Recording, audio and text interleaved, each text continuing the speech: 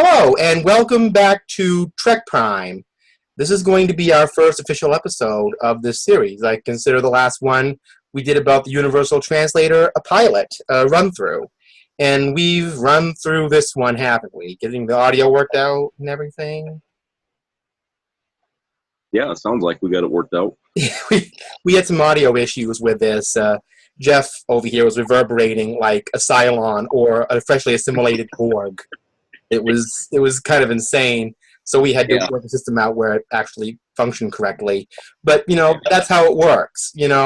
As we've been talking about endlessly all week, there's been a problem on the engineering circuit of our podcast. So anyway, seriously, I'm Andre.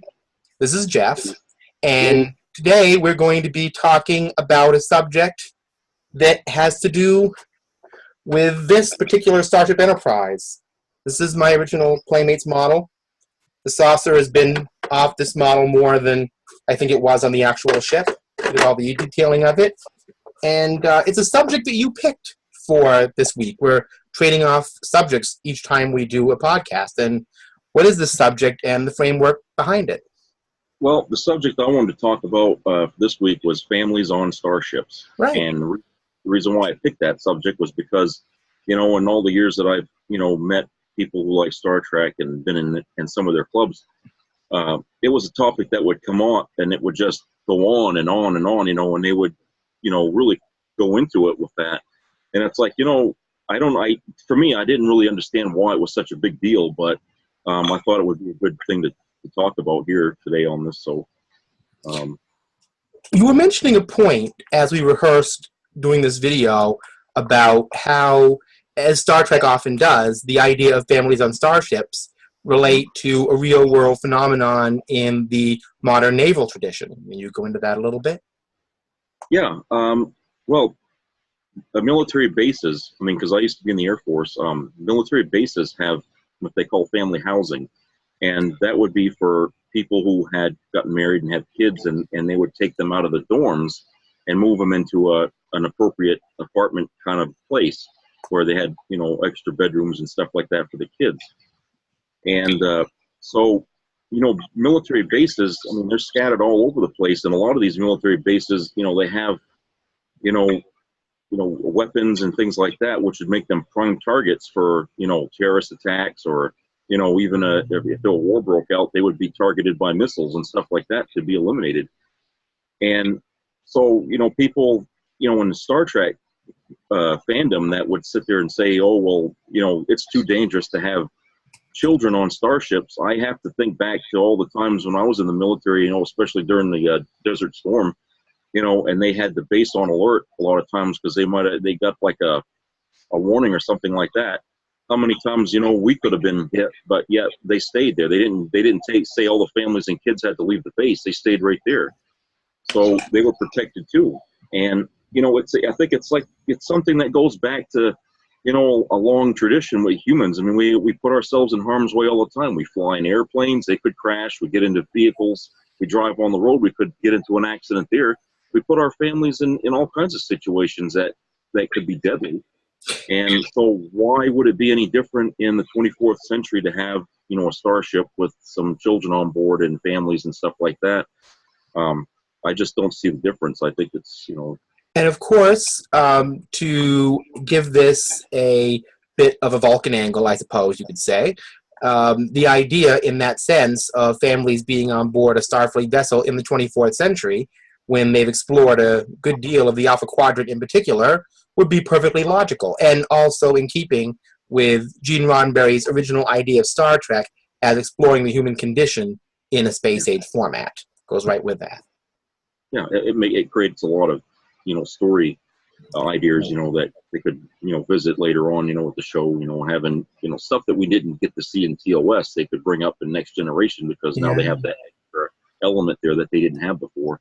What specific episodes can you remember, or even moments in episodes, let's just take the Next Generation, do you feel really brought up this dramatic storytelling that came from this idea of families being on a starship? Well, I guess, in the first season, I guess, you have Jean-Luc really having a problem, the captain, with having children on board. But I think It's our point. Yeah. Yeah, but I think in retrospect, it was, it was probably because he was a veteran captain. He commanded a starship before the Enterprise D, and on that starship, I doubt there was any children on there at all. Yeah. And he seemed to be a man that was really focused with his career and wanting to go far with that, so he kind of avoided having to, the family element. And that's the reason why he felt uncomfortable with children, because he had no experience with children. And so when he gets assigned this ship, which I think in retrospect, he probably didn't accept it right off. He probably reluctantly took command of it because, he was probably the best choice around at the time to take command of the Enterprise D. And when he found out there would be kids on board, he was probably like, oh, okay, well, maybe I'll take command, but, I don't think he was really that enthusiastic, to put it like, but once he got of it, I think, he just had to warm up to the kids being on board. Exactly. I think with him, he said he wasn't comfortable around children. He didn't say, I despise children and they should all be sent away to the orphan asylum. He actually talking about the fact that, he wasn't comfortable around them, and he wanted to project an idea of a personality that was genial, and he told Riker to help him with that. And, he kind of helped himself along the way, too.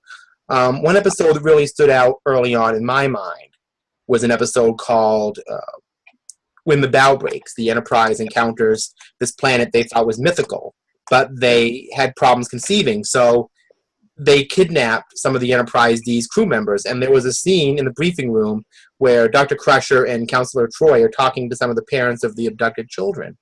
And Crusher tells one of the mothers not to give in to fear because they all knew the risks when they came on board. And, that made sense because that created a good storyline for that episode, dealing with the realities of what could happen.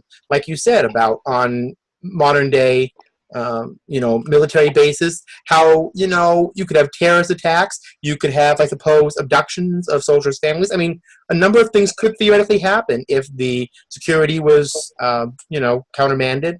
And I'm sure the same thing would go for the 24th century, too. So that went right in line with that. Yep. Another example that I remember from a little later down the line in the Star Trek series that dealt with another issue of having families on the ship was the idea of absent families in an episode called Brothers early on in season 4, which dealt with a lot of family early on in season 4. If you remember, it dealt with a lot of family in that season. There were 2 children who were being put in Commander Riker's care, and there were brothers, and one of the brothers accidentally almost fatally injured his other one, and it dealt with the issues of, situations where the parents weren't around. Yeah. In that context. And also, I forgot to mention the family on Starship before. Data's Day, and there was a continual story arc with this. The O'Briens. Chief O'Brien was a minor character, and he got married on the series to Keiko. And in another episode, which dealt with family on 2 levels, they had a daughter. They had Molly in 10 Forward, and Worf acted as the midwife. Yep. And in that same episode, Picard was trapped in a turbo lift with a group of honor students who were children, and that really developed a lot of his interaction with children, didn't it? He actually had them as being kind of a mock crew for him to help him get out of that disaster. It was a good character development exactly. there for Jean-Luc Picard. And that episode, now that I think about it, Disaster actually had 2 stories in it that actually dealt with the family on Starship issue. You had the birth of the O'Brien child with Molly, and Worf having to be a midwife, and even some humorous moments where Worf saying that simulation of a pregnancy was very orderly, So you had those little funny moments. So the family brought up the drama, it brought up the humor, and it created these good storylines, like you said, on The Next Generation. Now, early on, we were also discussing how in Deep Space Nine, it literally was an army base, like a space station. They were stationary, and they had children on board there, but the risks were pretty much exactly the way they would be at an army base. They were stationary, they weren't moving around, but there was risk of terrorist attack or alien invasions, and there often were. Yeah. So that just kind of is where that's at. You know, I remember in one episode when he was a little older, Jake Sisko, Captain Sisko's son, decided to stay on when the Dominion Cardassian Alliance occupied the station, and he was going to be a courier journalist to kind of get an idea what was going on in this occupation. And he managed to live and help the little resistance cell they formed. So that created a little possible thing that could have happened, you know, on an army base in certain. So, you know, that kind of dealt with that in its own way. Now, Voyager had a unique situation, didn't it? They only had one child on that show. That's right. And, you know, there was a lot they could have done, I think, early on with her being the only child on board that starship full of adults, you know, how they would find time for her and, you know, how she would have to deal with not having children her age to play around with or to interact with. You know, it would stunt her development, you know, personality-wise. So, you know, they kind of overlooked that, I think, and they just, you know, I don't know how many episodes they did with Naomi in it, but it didn't seem like there was that many. Yeah, I think maybe about less than 10. I don't remember it being that much. It wasn't very often. You know, Voyager is this ship who are trapped first 75,000 light years away from where they started from in the Delta Quadrant. Then they get home, and by the end, they're 30, 40 light years maybe. So it's a 30, 40-year trip home, maybe 30, 25 at the end. And Naomi is this Katarian human hybrid who was the first child born on Voyager, Naomi Wildman. And she ages very quickly. You know, of course, within 3 or 4 years, she seems like she's 11. I found that a little strange. But the point is that the way they could have dealt with that would be using a Next Generation episode called Imaginary Friend, where they had this young girl whose father was on assignment to a lot of different ships, and she didn't feel stability, even though she was on a ship with children at that time. So she invented an imaginary friend who eventually manifested itself as an alien trying to learn about humanity through her, and that was the episode. But I just felt that Naomi, like you said, being the only child on Voyager, should have really had a stronger imaginary friend type figure. And we were talking about that. One example was a Voyager episode called Once Upon a Time, where her mother, Samantha Wildman, was trapped on this planet and injured, and Neelix was trying to protect her from the reality of that. And she was using this holodeck program, which is basically a 24th century version of like a PBS kids show, like Barney and Friends. Something about, I think it was Flotter T. Water. And he was his water being or something.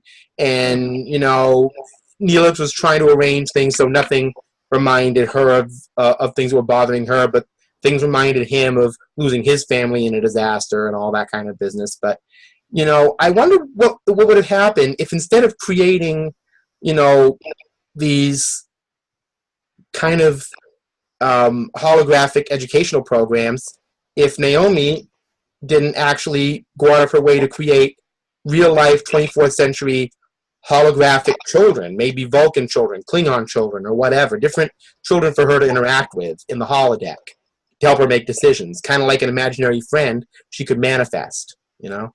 Might have been an interesting idea, and her dealing with loneliness. She might have been interacting with Janeway and Seven of Nine and the Doctor who were closest to her about the situation, and that would have been an interesting plot line, I think. Yeah. To deal with that. But they were so focused on trying to integrate Seven of Nine as part of the crew at that time that, you know, it just seemed like, you know, Naomi was kind of in the way, you know, a lot of times, and they were just the writers, I guess everybody just wanted to focus on making Seven of Nine, you know, or, you know, because she hadn't, you know, she was still, I think in season 4 she was the newcomer, and wasn't it in season 4 when they introduced Naomi? Yeah, they introduced Naomi as a non-baby character. She had been a baby. Just born, and we kind of forgot about her for a little while. And then Neelix was dealing with her when he had his, you know, meeting with mortality and dealing with his spiritual background. I think it was an episode called Mortal Coil, and he was chasing the monsters from underneath Naomi's bed. It was a different actress. Yeah. It wasn't, what was her name? Scarlett Palmer's was her name. Most of the series, but the original Naomi appeared then, and that was the beginning of that. And they could have dealt with that a little more. In season 5, too, they were developing Seven of Nine. I think at the end of the day, with Voyager, the role of the one child on that ship, the role of Naomi, became diminished. And when they had opportunities to, actively deal with parental issues with this child, and her being the only child on Voyager, it just became an unmanageable situation for them with developing Seven of Nine, and it just fell apart. And I wish it hadn't, because that would have been a great idea to explore one family, the only child, with a single mother by necessity on a long, long, long-term voyage. The strain that would be, knowing that there were other children out there, maybe having Naomi interact with children of races they encountered, which they kind of did a little bit with the Vardoir. Yeah. But she just said she didn't like them because they were mean to Neelix. They didn't really explore her interaction with the Vardoir children. Right. Again, that would have been interesting to kind of see Voyager from a child's point of view. Being out there would have been an interesting plot line, because it wasn't a ship meant to have families. Yeah, that's true.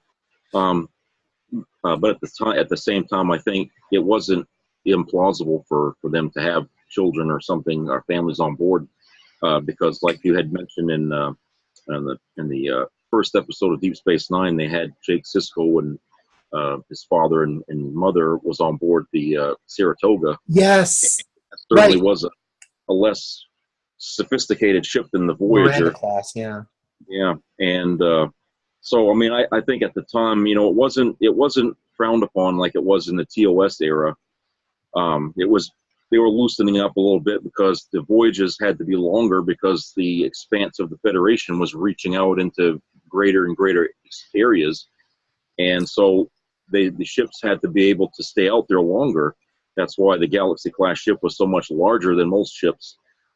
Because it was designed to be out in space longer without having to return to port so often. Yeah, and when you see the Star Trek blueprints, you see that this massive saucer section here was where a lot of the family quarters were at. And if they needed to have an emergency situation, they could evacuate them that way. Yeah. And that could be that. And that's, I think, even though they didn't separate the saucer a lot, for maybe budget reasons or whatever, or just they didn't want to reuse footage, the fact of the matter is that was an effective way of dealing with a major emergency situation. One issue I didn't bring before, we don't know if there were families in that section, but a part of that saucer was cut into and removed by the Borg. Yeah, that's right. First encounter with the Borg. So we could assume that a number of families might have completely died in an instant in that moment, which was a very dramatic thing to think about. We don't know if that was a family area. That could have been other people, but just the idea that, and Wolf 359, who knows? Yeah. If they brought Jake and his mother along, exactly. In that Commander Shelby mentioned the Kyushu, the Melbourne, and I think another ship that was wrecked in that. Yeah. But and the Melbourne, I believe, wasn't that Ambassador class? I don't know. There was 39 ships involved in that flight, so I don't know. I think there probably was an Ambassador class there at some point. The Tolstoy. That was the other ship. So we only know that the Tolstoy and the Kyushu, which was a New Orleans class ship, a scaled-down Galaxy class, if you look at it, if those didn't have a couple of families on them. So we know the Miranda class did because of Jake and his mother Jennifer being there. So, they didn't have a whole lot of time to assemble a fleet to stop the Borg at that point, so they just had to rush them there, whatever crew they had on board at the time. So whatever ships were closest to Earth got there to assemble at Wolf 359, which wasn't that far from Sector 001. So yeah, a lot of those ships probably did have families on board with children and stuff, and some of them probably couldn't get detached or whatever section to try to save them or anything like that. They probably just brought them in as they were, like with the Saratoga and the Cisco's, yeah. So we explored the dangers of that, and one of the things that the Next Generation explored through a number of different episodes, and oftentimes with some humorous ideas, was the Enterprise's schoolrooms. Worf had a sudden son kind of put onto him. He became the Klingon baby daddy, basically, with Alexander Rodchenko, who was a Worf mini-me. He always followed Worf's looks over the years. He had the same hair and everything. But, the interesting wrinkle they brought in there is at first he wanted to send because his mother was killed, Kalar was killed by Duras, he wanted Alexander to be raised in a stable home, so he sent them back with his parents, who were too mature to raise, I guess, a kind of rowdy young boy. So they brought him to work because they felt he could parent him better, and that created tension with them because, for one thing, Alexander did not want to be a warrior. He only wanted to do that later to impress his father in Deep Space Nine when he became an adolescent, and we knew Klingons had difficult adolescence from Next Generation. But that was a family that was brought onto an actual crew member we saw, every week. We had Wesley Crusher, I forget to mention him before, the most prominent member of the Enterprise family. He was the first one we were introduced to. And he was, unfortunately, has been the bane of a lot of Star Trek fans over the years because of the idea that he was only there to save the ship when everybody else couldn't. It was a mishandled opportunity and character. I mean, they approached him in totally the wrong way. Yeah. And not to mention, some little awkward gaffes like him wearing some butchered version of the Star Trek uniform for absolutely no reason. This bizarre gray thing with a silver communicator. And then also what they did is they tried to give him this kind of discount Starfleet-y, sweatery, rainbowy thing. So they did, and this sort of really ugly sweaters. It just that they couldn't quite get the look right. It was the 80s. That was the best they could come up with in the 80s. Right. So they would make Wesley at 1 minute sweet and bright and outgoing, and then the next minute bratty and annoying. So they were trying to mix these things. Inevitably, the character actually became very good. But one character trait with Wesley is obviously he was this wonderkind. But Picard somehow magically, out of nowhere, if I understand talking to you about how naval tradition and rank is dished out, he somehow said to Wesley, I can make you a full ensign and give you an official uniform. Which was a little off-kilter, if I understand it. Yeah, it doesn't work that way, I mean, it was a way of showing confidence that he was maturing and he was able to handle certain responsibilities, but to try to make him, a pseudo-functioning member of the crew when he hadn't even graduated from high school. Right.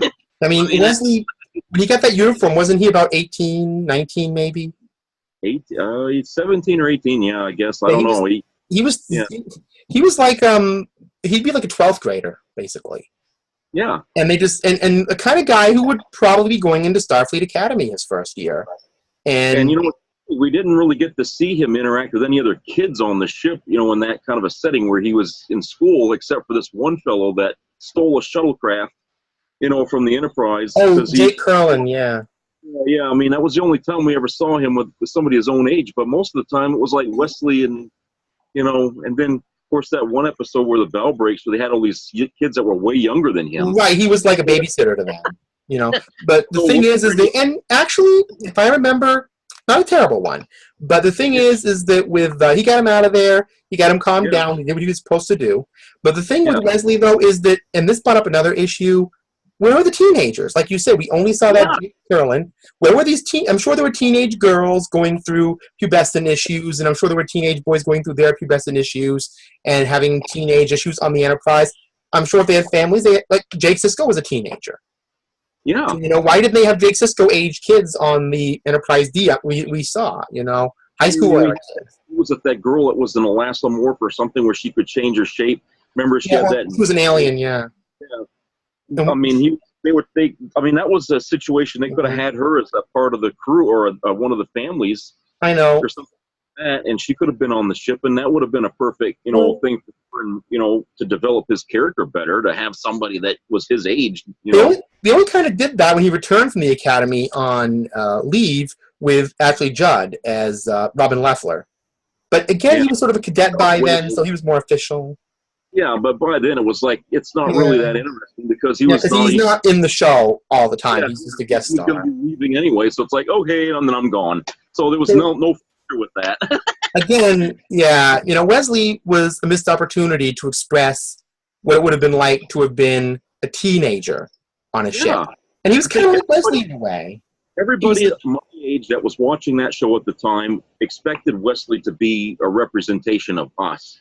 Instead, they approached Wesley as some kind of super genius that Gene Roddenberry had felt that represented him, which kind of puts into question, how Roddenberry viewed himself, as if he thought he was such a genius. I mean, I don't know, it kind of speaks to his ego being a little bit inflated. But the thing of it is that, his idea of how Wesley should be was unrealistic. It doesn't talk about the human condition in any way. It's just the eye candy, basically. He's there, it's not really important.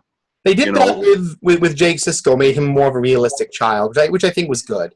But they realistically, and he wasn't so focused on trying to be perfect. He wanted to be a writer. I think you brought up a good point about Wesley, though, and I'm just going to be totally honest about it. A lot of people that I hear who dislike Wesley for that reason, people that I've talked to outside of this conversation, there's an overtone of jealousy and hostility into it. And, like I said, I want to be him, but I have to wait till the 24th century, so forget him.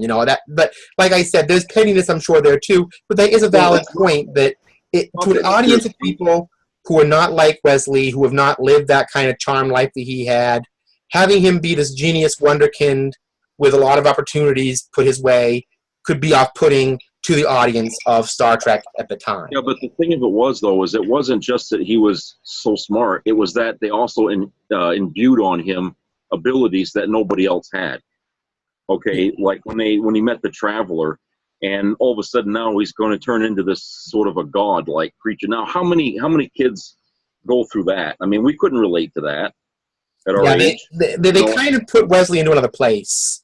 Yeah, and like I said, they didn't know what to do with him. They didn't know how to handle him. The writers had no idea how to deal with that character. I think in terms of him being a wonderkind, that actually could have worked, because in real life there are wonderkinds, but they often face things like social awkwardness. And like you mentioned, that episode about the girl, is it the Dolphin? I don't know how to the Dolphin. That dealt a little bit with awkwardness. And there was another episode where he was pressed to lead a scientific team, the Pen Pals, where Data was in contact with this alien whose planet was being disrupted with volcanic eruptions. And he was insecure about how to lead the team. But still, they had him consulting with Commander Riker. They shouldn't be close to it, It doesn't translate well, because here he is interacting with adults. Yeah. He's interacting with Riker, and that's kind of should be a little off, How many teenagers interact with adults on that level? They don't, they didn't let the kid grow up from being a child to being an adult. They tried to push him into adulthood before he was ready. So when he did meet up with the Traveler, as you said, they actually said, okay, we're suddenly going to deal with this. Wesley's saying, I've tried for years to be what you've expected of me. You've made me into a little adult, and I've missed a lot of steps. I want to go out and live life now, which was probably a sensible reaction. So it resolved well, because they really had no choice. I mean, you couldn't have Wesley be this central casting character that an audience of 20th century children and teenagers with a lot of serious, not so first world problems to deal with, like, now he had a single parent due to death. A lot of kids watching that show had single parents due to divorce. Bad education systems. So if you were a Wesley Crusher type wonderkind in the 20th and 21st century, well, 20th more, watching Wesley, you were going to burn a little inside, I think. You were going to burn, because you wanted to be him, like I said. So in literal terms, it didn't translate well to the audience. Yeah, you're right. It didn't translate well, because it was just too far afield for what the 20th century youth could deal with. The idea that he could, and it wasn't realistic for that time period. Now, to me, I always thought, well, maybe it won't happen to me, but it's happening to some kid in the future. But, I knew not everybody, had those parameters where they could think like that, and they could feel bad about it. So when the Wesley hate kind of came up, I didn't get it, I didn't feel it.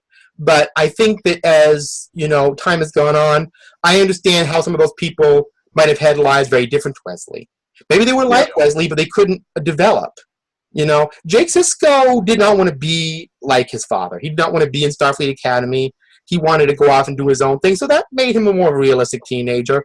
And his father still loved and respected him, and they still had a good relationship. So they resolved that. And I think they resolved Wesley nicely. But these are all good story arcs in one way or another. You know, Wesley is a controversial character in a lot of ways. We had to discuss him because he was the central teen character on The Next Generation for the first 3.25 seasons. But these were all part of the rich tapestry that made the family idea on The Next Generation in particular work so well. It ended up being that way. This well-rounded thing. What it was the family dynamic of the cast on the crew. Not so much with Wesley in or out of the picture, because even when he wasn't on the show still managed to move along pretty well even without him. So, like I said, it was a missed opportunity. The writers really didn't invest enough into Wesley to try to create him as a realistic character, because a lot of us at that time couldn't relate to him. And even Will Wheaton said he didn't really like the role anyway, because he didn't like the way the character was going either.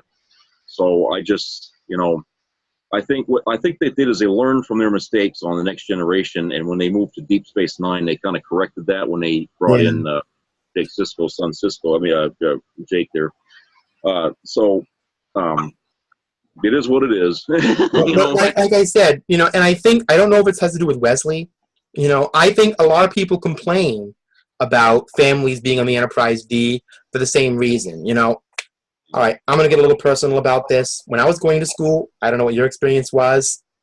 I was the only kid for 3 years in a row in my class who had not been through, was not going through, or was not about to go through a divorce or a family member working far away, who did not have living with that disconnection, who did not have that dysfunction, going into early adolescence. So, I think looking at that generation, and they're the generation who are now producing TV, perhaps, people who have gone through that. And I don't think talking to people on the internet now that was a small thing. So, I realized that I was watching Star Trek like a lot of people were, but as a minority of my generation who had a stable family, who were living together, and, were dealing with moral issues, and were trying to show me a good way of thinking.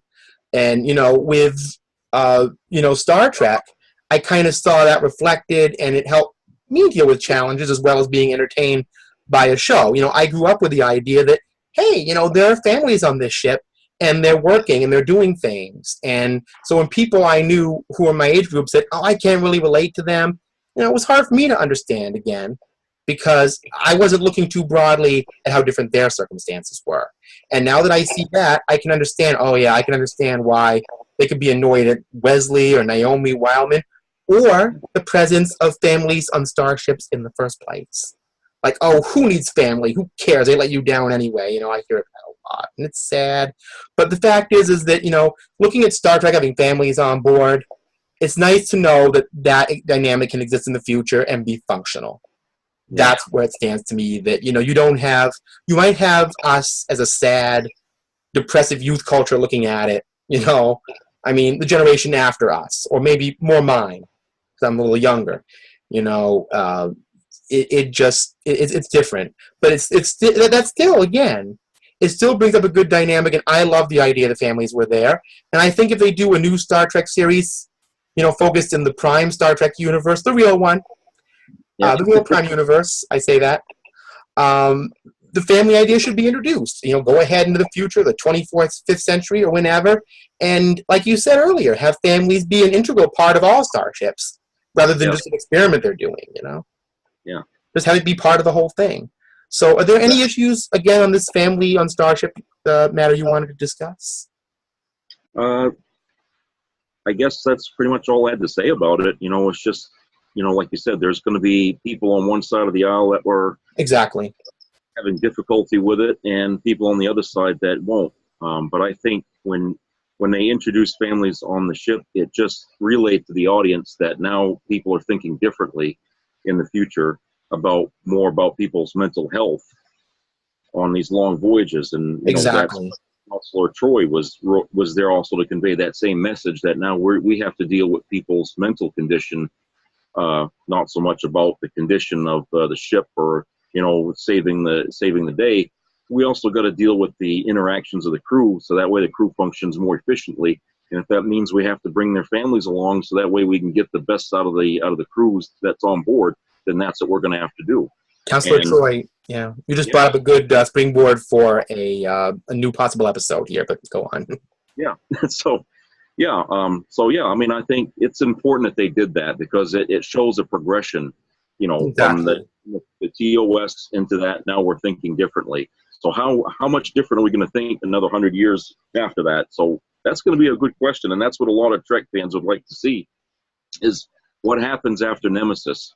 After like 70, 80 years after Nemesis, how is the Starfleet going to look then? So again, and the idea of families, is it going to be just let's make it all negativistic and have nothing but war-torn, messed up Federation, or is the whole family dynamic going to be important again, and they're going to have new challenges moving into new things? I mean, you got to look at that angle. Yeah. So again, I'm going to wrap this up here.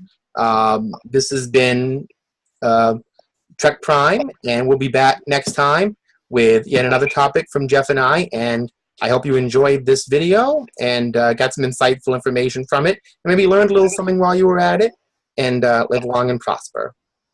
Bye-bye.